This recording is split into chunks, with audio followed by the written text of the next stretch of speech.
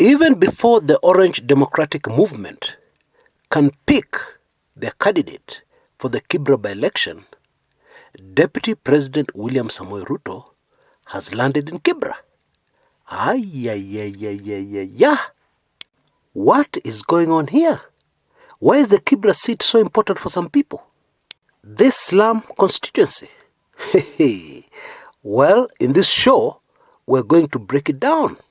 And I can assure you fireworks today, because there are a lot of very fascinating things happening on the ground in Kibra. But first, let us start with an update. The Jubilee candidate to vie in the Kibra by-election is none other than former international football star and legend, Macdonald Mariga, son of an ex-international soccer player, Noah Wanyama. Now, if you took in my earlier videos, before all the drama surrounding the Mariga candidacy happened, you are obviously in a much better position than the rest of Kenyans, who are receiving shock after shock after shock. At least you know what is happening. And you will also remember I did something which most political analysts avoid doing, and with good reason. I stuck my neck out and told you that Macdonald Mariga will start as favorite to win the Kibra seat. Oh yes, I stand by my words. And in this show, I will give you several reasons, not one, several reasons why I've arrived at this conclusion. But let us start off by clearing up something, especially for those who are new to Kenyan politics. Now, Bwana Mariga is on record as saying he is not DP Ruto's project for the Kibra seat. Actually, he is. And if you took in my earlier video, you will understand why it is so obvious that he is. And let me ask you a simple question. What did you expect? Did you expect Mariga to say, yes, the DP Ruto camp has been coaching me. DP Ruto is my mentor. Did you expect that? Wake up. This is politics. Wacha kuzuba manze. Wacha kuzuba. Now, sadly, the Orange Democratic Movement has not known to this point what hit them. They're in trouble. They're backpedaling. And yet, this has been their seat for decades. The ODM High Command is extremely worried, and with good reason. For starters, they're very worried about getting their candidate wrong. They need the right candidate to have a fighting chance of dethroning the front runner so far, Macdonald Mariga. And so far, there's nobody in sight amongst the 11 people they've cleared that looks like they're ready or are capable of understanding the bruising battle ahead against the Jubilee candidate. Folks, unless the ODM party can pull a rabbit out of the hat, this seat is gone. I kid you not. And make no mistake about it, the reason why ODM are in 6s and 7s over a seat that really belongs to them all has to do with a man called William Samoei Ruto, master schemer.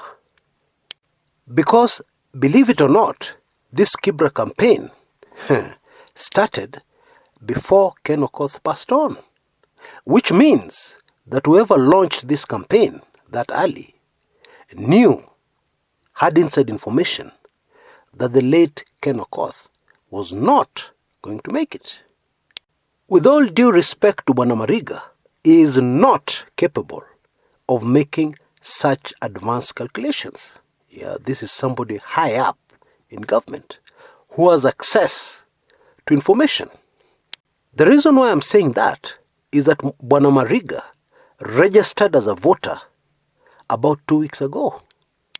Now, Registering as a voter is not something you wake up in the morning and you do in the afternoon. No way. In fact, if I asked most of you on this channel, please go and register as a voter by tomorrow, nobody would make it. Because first of all, you start with questions and confusion. Where do I register? Where do I get to register as a voter? Now, do I go to the IEBC head office? Or what exactly do I do? I think you get my drift. Number two, there's something else, and this is very significant as far as Kenyan politics goes. Tribally speaking, which tribe has the largest number of registered voters? The Luo or the Luya in Kibra constituency? Now, this is going to shock most of you. The majority of registered voters in Kibra constituency hail from the Luhya community. Macdonald Mariga Wanyama is as Luhya as they come. That is why when Mariga was going to the Jubilee headquarters to present his papers, you could hear Iskuti. Yeah?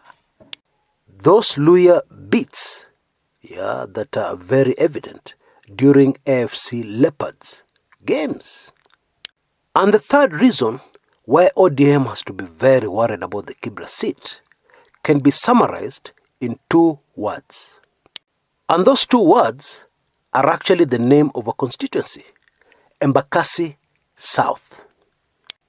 Now I have a confession to make. During those recent by-elections, I have to confess, nilikuwa nimezubaa. Oh yes, I was blindsided. But to quickly defend myself, at least I am better than very many Kenyans who still have no idea what happened in Embakasi South. I still hear people saying it was the Kamba vote which won Mawadhe. That's it. Not true. For starters, you have to realize that Bona Mawadhe won by a landslide. Literally. He had 21,628 votes against Ishad Sumra's 7,988. Almost 3 times the votes that Sumra had. And yet in the 2017 elections that were nullified, thus causing this by-election, it was very close. Ishad Sumra had 33,708 and Mawadhe allegedly had 33,880. A difference of 172 votes. So what happened in this by-election? Now, humor me, I explain myself. Yeah? Because if we don't understand what happened in Embakasi South, then it will be very difficult to understand what will happen in Kibra. The first very important thing you need to appreciate is that slum dwellers are different kinds of human beings, with all due respect to them. Let me tell you a quick story. When I finished my A-levels from 6, many decades ago, I made a decision that I still consider one of the best decisions I've ever made in my life. I moved out of my father's house in Kileleshwa. Now, my late political lecturer, my dad, was not a rich man. Yeah, the house in Kileleshwa was a government house. My reasoning was, I wanted to be able to survive on my own as quickly as possible, as early as possible. And I moved out without a job and without a plan. The first shock that hit me was that there were actually pit latrines in Nairobi. I thought those things were only for Shago, up country, rural areas. Hey, that was a real shocker to me. But to cut a very long story short, I ended up in a place called Ruruta. And the first house I rented was a Mabati house. 3 rooms, but made of Mabati. But after a short while, I couldn't afford that. So I ended up in some slum area, in the Kaungware area. Now, for the purposes of this show today, that is when I learned that slum people think very differently from the way other people think, especially those on this channel, trying to analyze what will happen in Kibra. Just to highlight one golden rule, You never, ever, ever push slum people to the wall. Why? Because the way they react can be completely unpredictable and extremely detrimental to you, who doesn't know what is happening. Let me give you the perfect example. I once knew somebody who worked in the matatu industry, and I wondered why the fares from town to Kibra were so low when you compared them to other areas in Nairobi. I believe it was only 10 shillings in those days. And I was told they cannot dare raise the fares. And this person told me one story about a matatu which was plying that route a bit late in the night, after 8 o'clock. And they decided, the way many matatu touts used to decide those days, the fare now is 15 shillings instead of 10 shillings. Kama utaki kulipa, shuka. If you can't afford it, then walk. There was no response from the commuters. They remained silent. And the matatu started on its journey. And when it stopped somewhere, about half the people inside the vehicle alighted. And somebody headed straight to where the fuel tank was and started opening it. Then another person started asking for a match. I kid you not, this is a true story. And by the way, these people were not talking, they were just acting. Needless to say, those people got back onto that vehicle and paid 10 shillings. And that matatu never ever attempted again to pull the same stunt on slum dwellers. So let's move quickly on. So you must understand the way they think is very different. Remember, they're living from hand to mouth. Bottom line, if you have a by-election in a slum area, all you need to win that by-election is money. And then, very important, you need to know how to use that money. This is dirty politics. You use the money to make sure that people who you know will definitely vote for your opponent will not vote on that day. People buy election cards to be returned after the vote. And then money is distributed to ensure that those who are willing will vote for the candidate you want them to vote for. And that is precisely what happened in Embakasi South. You must have heard people saying that there was a lot of damn money in Embakasi South. Money was being distributed. Some people were even arrested distributing money outside polling stations.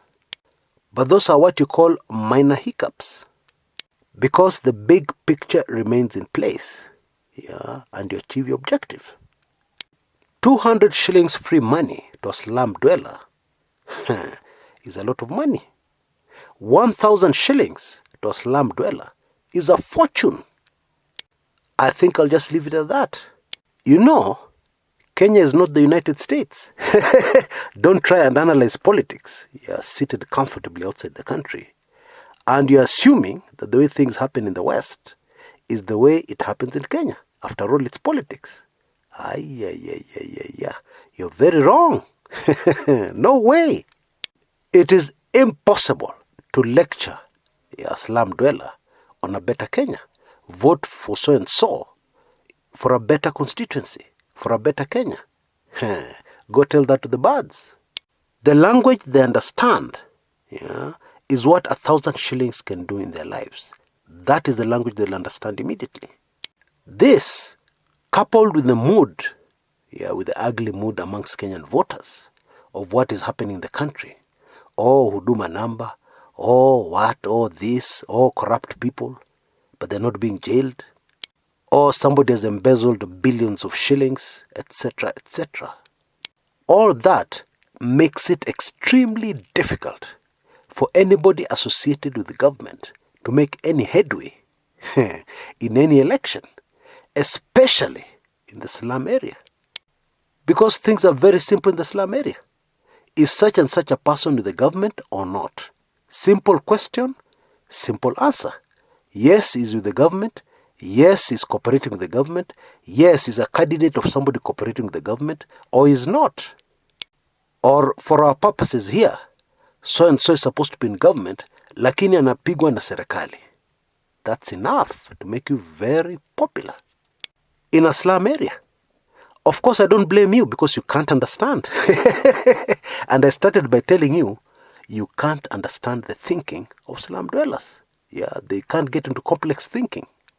And that is why when Deputy President William Samoei Ruto, coming from Moi Nairobi Girls, which is just next to the Kibra slums, received a very enthusiastic welcome from the residents of Kibra, in fact at the gate of the school, and they demanded that he address them. And he promised he'll be back on Sunday. Take careful note of the fact that the Deputy President was not booed or jeered or told that that was an ODM area. No. The reception was warm. In fact, one person, and the Deputy President had him, was very disappointed when the Deputy President said that he was not going to address the politics and that he would return at a later date to do so. That other person dismissed that as a lie. And that is what forced the Deputy President to be cornered into naming a date this Sunday. Folks, these Kibra voters are just thinking money. How they're going to survive. How they're going to take advantage of this opportunity to get a few shillings into their pockets. While teaching people who have taken them for granted a lesson, a political lesson. Trust me, I have been on the ground and that is the mood. Now I hasten to add that this is politics and a week is a very long time in politics. Let alone the full month and a few days that we have to go before this by-election. Bottom line, anything can happen. Indeed, many things can happen that will help ODM retain this seat. But since I can't see into the future, nobody can, I have to talk about now. If those by-elections were held now, today, Macdonald Mariga would win by a landslide. Now before I go, let us answer the biggest question. Why is the Deputy President so interested in Kibra? For starters, it is a stronghold of his expected main opponent in 2022. But more importantly, if you took in my last video, the Deputy President is slowly and meticulously building up hustler candidates to support his hustler rhetoric. Mariga was born in another slum. He ended up rich, a successful football player. Alianza kucheza soka ya mtaani and he made it from there. He's an ordinary person. Voters will see him as one of their own. With enough of these candidates around the country, and especially some of them bang in the middle of the stronghold of his main opponent, the Deputy President probably sees himself having an easy way into State House in 2022, winning the presidency. Indeed, to be very honest, I believe the question in Kenya now should be, who can stop DP Ruto's march into State House? That is the political reality. As much as some of us may not think is the right candidate, that is the political reality. And I have to repeat what I said in an earlier video. Folks, brace yourselves for one of the most interesting by-elections in the history of the country called Kenya. Until next time, this is Chris Kumekucha.